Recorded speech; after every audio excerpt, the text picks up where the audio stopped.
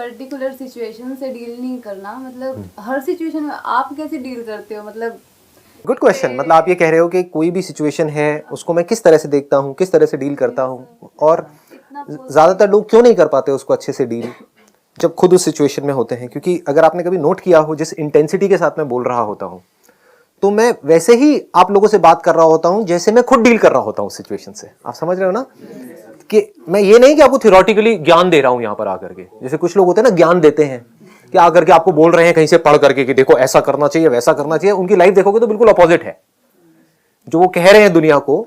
Actual में जब उनको आप जाकर के देखोगे उनके घर के अंदर या यहाँ पे वहां पे, या एक्चुअल में उनके माइंड के अंदर अगर आप झांक करके देखोगे तो आपको नजर आएगा वहां तो कुछ और ही चल रहा है।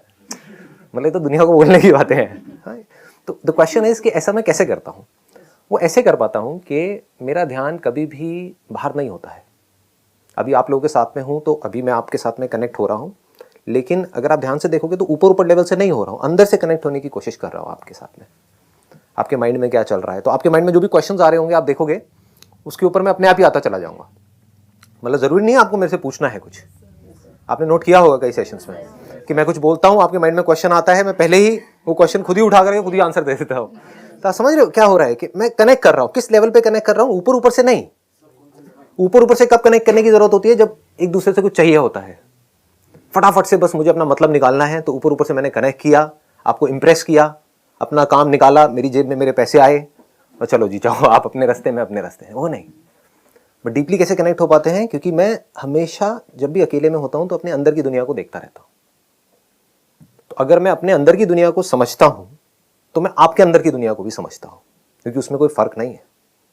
गुस्सा मुझे भी आता है, आपको भी आता है। तो अगर मुझे समझ आ गया मुझे अपने गुस्से को कैसे हैंडल करना है, तो मुझे ये भी समझ आ गया कि आपके गुस्से को कैसे हैंडल करना है।